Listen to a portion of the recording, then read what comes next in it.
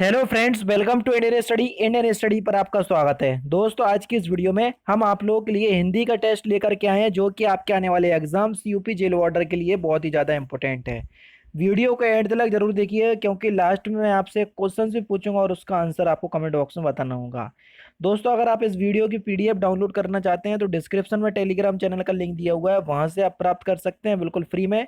सारी पीडीएफ में जो क्लास अपलोड करता हूँ पूरे एक दिन में, उन सारी क्लास की पीडीएफ मैं नाइट में रात के 10 बजे के अबव जो है वो अपलोड करता हूँ। ठीक है, तो चलिए स्टार्ट करते हैं और देख लेते हैं पहला क्वेश्चन। दोस्तों, माफी चाहूंगा, बैकग्राउंड में आपको थोड़ी सी नॉइज आ रही होगी, क्योंकि बगल में यानी कि जो मेरे नेबर हैं वहाँ पर काम चल रहा है टाइल्स का, तो उस वजह से वो जो मशीन होती है वो चल रही है, तो आपको थोड़ी सी प्रॉब्लम होगी, तो उसके लिए माफ़ी चाहूँगा। किस वाक्य में सार्वजनिक विशेषण है, जल्दी बताओ। सार्वनामिक विशेषण किस वाक्य में है, जल्दी बताओ। तो आपका सही आंसर हो जाएगा वह खम्मा गिर जाएगा। इस वाक्य में सार्वनामिक विशेषण है, यानी कि इस क्वेश्चन का दूसरा ऑप्शन, चौथा ऑप्शन बिल्कुल करेक्ट है। जो वह शब्द है ना, यहाँ से हमने पहचाना कि यहाँ पर सार्वनामिक विशेषण है। नेक्स्ट क्वेश्चन के सामने जो बड़ा महल दिखाई दे रहा है वह मेरा है, इनमें से कौन सा सर्वनाम है, जल्दी बताइए। इनमें कौन सा सर्वनाम है? तो यहाँ पर जो सर्वनाम होगा ये निश्चयवाचक सर्वनाम होगा, यानी कि कंफर्म है कि वो महल जो है वो मेरा है। दूसरा ऑप्शन आपका बिल्कुल करेक्ट। नेक्स्ट क्वेश्चन की तरफ बढ़ते हैं। किस क्रमांक में अघोष व्यंजन है? सघोष अघोष के लिए मैंने आप लोगों को बता दिया कि आपको मेरी वीडियो देखनी होगी, उसमें तभी आप पहचान पाओगे कि सघोष क्या होता है, अघोष क्या होता है, वर्णमाला वाली वीडियो। तो सा और सा, ये दोनों जो व्यंजन है ये सघोष व्यंजन है, यानी कि चौथा ऑप्शन करेक्ट। किस क्रम में पश्च स्वर होता है, पश्च स्वर है? ऊष्म स्वर, पश्च स्वर, ये सारे अगर आपको जानना है तो वर्णमाला वाली ही वीडियो देखनी पड़ेगी। समझ रहे हैं? तो आपका सही आंसर क्या हो जाएगा 117 का दूसरा ऑप्शन। ऊ जो है यहाँ पर पश्च स्वर होगा। दूसरा ऑप्शन आपका बिल्कुल करेक्ट है। नेक्स्ट क्वेश्चंस के दिए गए विकल्पों में प्रति का बहुवचन कौन सा होगा, जल्दी बताओ। प्रति का बहुवचन शब्द हमको बताना है, तो प्रति का बहुवचन शब्द हो जाएगा प्रतियां, यानी कि दूसरा ऑप्शन आपका बिल्कुल करेक्ट है। कौन सा? दूसरा ऑप्शन। नेक्स्ट क्वेश्चंस कौन से अक्षर पुल्लिंग नहीं है, यानी कि कौन से जो अक्षर हैं उनका प्रयोग हम पुल्लिंग की तरह नहीं करते हैं, जल्दी बताओ। तो आपका जो सही आंसर होगा वह होगा छोटी ई और बड़ी ई। पहला ऑप्शन आपका बिल्कुल करेक्ट है। आसमान का रंग नीला है, विशेष पहचानिए। इसमें विशेष क्या है, जल्दी बताओ। तो इसमें विशेष हो जाएगा आसमान, यानी कि दूसरा ऑप्शन आपका बिल्कुल करेक्ट है। राम अयोध्या के राजा थे, कौन सा चिन्ह युक्त है, जल्दी बताओ। यहाँ पर कौन सा चिन्ह आएगा? जो आपके विराम चिन्ह होते हैं उसके बारे में पूछा गया है। तो आपका जो सही आंसर हो जाएगा वह हो जाएगा पूर्ण विराम, यानी कि दूसरा ऑप्शन आपका बिल्कुल करेक्ट होगा। नेक्स्ट क्वेश्चन, भारतवर्ष में हिंदी को आप किस वर्ग में रखेंगे, जल्दी बताइए। भारतवर्ष को तो किस वर्ग में रखेंगे? राजभाषा में, यानी कि पहला ऑप्शन बिल्कुल करेक्ट है। उपनिषद शब्द में एक प्रत्यय लगाकर कौन सा शब्द बनेगा? उपनिषद शब्द में अगर हम एक प्रत्यय लगा दें तो कौन सा शब्द बन जाएगा?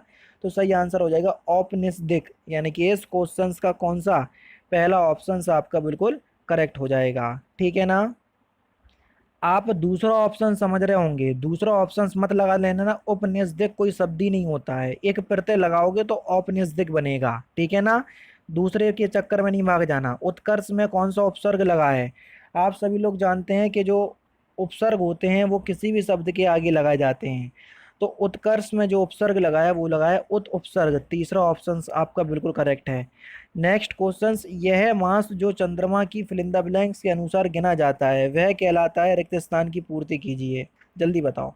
यह मास जो चंद्रमा की गति चंद्रमास के अनुसार गिना जाता है उसको हम कहते हैं, समझ रहे हैं? यानी कि तीसरा ऑप्शन आपका बिल्कुल करेक्ट है। समझ में आया कि नहीं आया?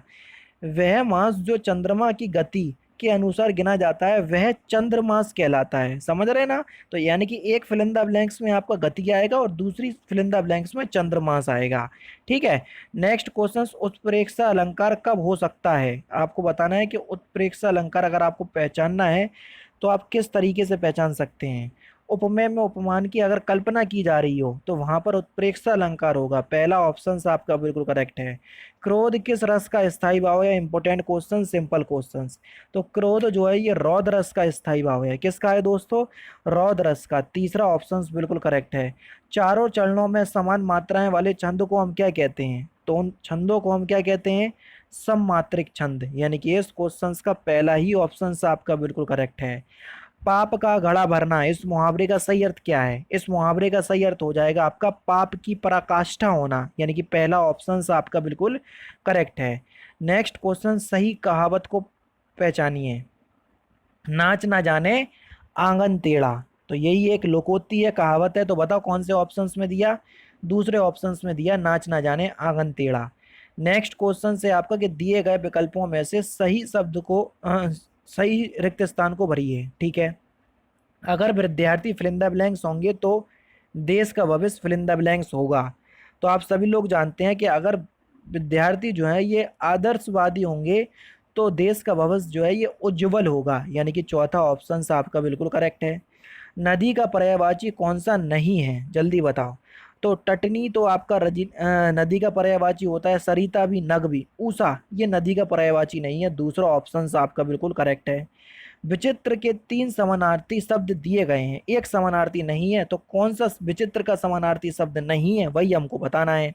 तो विलक्षण, अनूठा, भिन्न ये सभी विचित्र के क्या है? समानार्थी हैं। लेकिन रहस्य में ये विचित्र का समानार्थी शब्द नहीं है। तीसरा ऑप्शन करेक्ट। दिए गए विकल्पों में अनुकूल का विरुद्धार्थी शब्द बताइए। अनुकूल का विरुद्धार्थी शब्द क्या होगा? तो अनुकूल का विरुद्धार्थी यानी कि विलोम शब्द हो जाएगा आपका प्रतिकूल। यानी कि पहला ऑप्शन आपका बिल्कुल करेक्ट। गौरव का तत्सम शब्द बताइए कि गौरव का तत्सम शब्द क्या होगा? तो गौरव का तत्सम शब्द हो जाएगा गवाक्ष। यानी कि इस क्वेश्चन का दूसरा ऑप्शन आपका बिल्कुल करेक्ट होगा। नेक्स्ट क्वेश्चन के निम्नलिखित में से कौन सा शब्द जो है वो देशज है? देशज यानी कि जिनकी उत्पत्ति हमारे देश में ही हुई है उनको हम देशज शब्द कहते हैं। तो जल्दी बताओ। तो जो आपका गोड़, गोड़ जो आपका शब्द है ये एक देशज शब्द है। यानी कि इस क्वेश्चन का दूसरा ऑप्शन बिल्कुल करेक्ट है। नेक्स्ट क्वेश्चन आपको शुद्ध वाक्य पहचानना है 137 में कि शुद्ध वाक्य कौन सा है? जल्दी बताओ। अपराधी को न्यायालय द्वारा 2 वर्ष की सजा दी गई। यानी कि पहला ऑप्शन जो है वो आपका बिल्कुल शुद्ध है। पहला ही ऑप्शन करेक्ट हो जाएगा। किस समास में कर्मधारय समास है? जल्दी बताओ। कर्मधारय समास को पहचानने की ट्रिक क्या है पहले तो ये बताओ। इसमें है जो और के समान के समान की हिंदी निकलती है समास विग्रह करने पे। तो जल्दी बताओ। रणवीर, रण में है जो वीर, तो यहाँ पर तो सॉरी रण में जो वीर हो जाए उसको बोलते हैं रणवीर। तो यहाँ पर तो आपका तत्पुरुष समास होगा। ठीक है। विचारमग्न और सिरदर्द, यहाँ पर भी दुष्चित्र, दुष्चित्र अगर आप दुष्चित्र का समास विग्रह करेंगे, दुष्चरित्र का जब आप समास विग्रह करोगे तो बुरा है जो चरित्र या बुरा है जो चरित्र यानी कि चरित्र में जो बुरा हो, तो वहां पर आपका हो जाएगा कर्मधारय समास। ठीक है। नेक्स्ट क्वेश्चन, अल्पाहारी शब्द के लिए उचित वाक्यांश छांटिए 139। अल्पाहारी शब्द के लिए तो इसके लिए वाक्यांश क्या होगा? जो कम खाता हो उसको बोलेंगे हम अल्पाहारी। तीसरा ऑप्शन बिल्कुल करेक्ट है। नेक्स्ट क्वेश्चन की तरफ चलते हैं। निम्नलिखित में से कौन सी मैथिली शरण गुप्त की मौलिक रचना नहीं है? जल्दी बताओ। मैथिली शरण गुप्त की, अब आप सोच रहे हो 147 कहाँ से आ गया डायरेक्ट, तो मैं आपसे बोलता हूँ आज का जो गद्यांश था वो बहुत बड़ा था। इसमें 7 क्वेश्चंस आपके गद्यांश में चले गए। यानी कि आज के टेस्ट में केवल 30 क्वेश्चंस ही आपको देखने को मिलेंगे। तो आपका जो सही आंसर हो जाएगा वह क्या हो जाएगा? कुणाल गीत जो है ये मैथिली शरण गुप्त की मौलिक रचना है। ठीक है। यानी कि दूसरा ऑप्शन आपका बिल्कुल करेक्ट है। कुरुक्षेत्र के रचनाकार कौन है? ये क्वेश्चन आपका यूपी पुलिस कांस्टेबल में पूछा जा चुका है कुरुक्षेत्र के बारे में। तो कुरुक्षेत्र के रचनाकार है रामधारी सिंह दिनकर। पहला ऑप्शन आपका बिल्कुल करेक्ट है। सबसे पहले आत्मकथा हिंदी में किसने लिखी थी? जल्दी बताओ। सबसे पहले की बात हो रही है तो सबसे पहले आत्मकथा हिंदी में जो लिखी थी वो लिखी थी श्याम सुंदर दास ने। यानी कि इस क्वेश्चन का पहला ऑप्शन आपका बिल्कुल करेक्ट हो जाएगा। लास्ट क्वेश्चन, इंपोर्टेंट क्वेश्चन, और इस क्वेश्चन का आंसर आप लोग मुझे कमेंट बॉक्स में बताएंगे क्योंकि सिंपल है। हिंदी गद्य का सर्वप्रथम युग किसे माना जाता है? तो इस क्वेश्चन का आंसर जो है आप मुझे कमेंट बॉक्स में बताएंगे। और मोस्टली आपको ये क्वेश्चन पता होना चाहिए क्योंकि इंपॉर्टेंट है और सिंपल भी है। ठीक है। तो दोस्तों ये थे आपके कुछ इंपॉर्टेंट क्वेश्चंस हिंदी के जो कि आपके आने वाले एग्जाम्स यूपी जेल वार्डर के लिए बहुत ही ज़्यादा इंपॉर्टेंट है।